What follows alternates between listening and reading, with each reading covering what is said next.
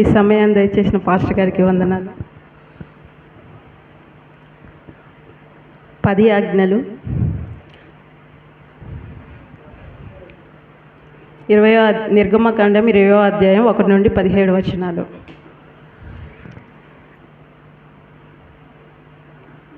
యెహోవా ఈ ఆజ్ఞలన్నీ వివరించి చెప్పెను. నీ దేవుడైన యెహోవాను నేనే దాసుల గృహమైన ఐగుప్తు దేశంలో నుండి నిన్ను వెలుపలికి రప్పించి తిని, నేను తప్ప వేరొక దేవుడు నీకు ఉండకూడదు. పైన ఆకాశం అందే కానీ కింద భూమి అందే కానీ భూమి క్రింద ఉండు నీళ్ళ ఎందే కానీ ఉండు దేని రూపమునైనను విగ్రహమునైనను నీవు చేసుకొనకూడదు. వాటికి సాగిలపడకూడదు, వాటిని పూజింపకూడదు. ఏలయనగా నీ దేవుడకు యెహోవానగు నేను రోషము గల దేవుడను. 3-4 తండ్రుల దోషం నన్ను ద్వేషించి వారి విషయంలో 3-4 తరముల వరకు తండ్రుల దోషం కుమారుల మీదకి రప్పించుచు, నన్ను ప్రేమించి నా ఆజ్ఞలను గైకొని వారిని 1000 తరముల వరకు కరుణించి వాడనై ఉన్నాను.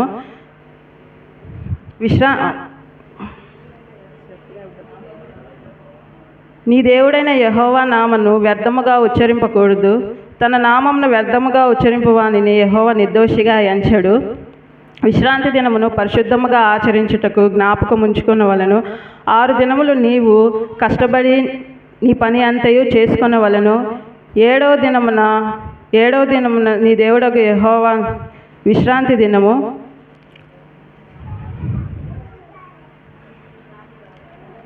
దానిలో నీవైనను నీ కుమారుడైనను నీ కుమార్తె అయినను నీ దాసి అయినను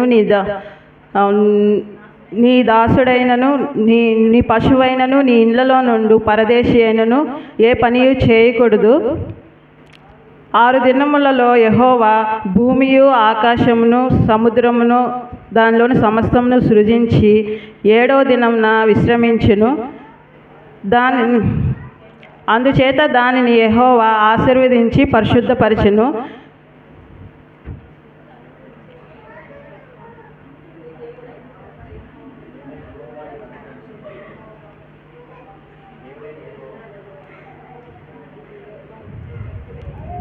నీ దేవుడైన యెహోవా నీకు అనుగ్రహించు దేశంలో నీ తండ్రిని నీ తల్లిని సన్మానించుము. నీ దేవుడైన యెహోవా నీకు అనుగ్రహించు దేశంలో నీవు దీర్ఘాయుష్మంతుడు అగునట్లు నీ తండ్రిని నీ తల్లిని సన్మానించుము.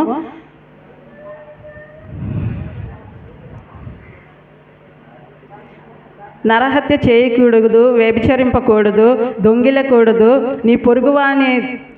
నీ పొరుగువాని మీద అబద్ధ సాక్ష్యము చెప్పకూడదు, నీ పొరుగువాని ఇల్లును ఆశింపకూడదు, నీ భార్య అయినను నీ దాసునైనను నీ దాసి అయినను నీ ఎద్దునైనను నీ గాడిదనైనను నీ పొరుగువాని దేనినైనను ఆశింపకూడదని వివరించి చెప్పెను. దేవుడి వాక్యం దీవించుగాక.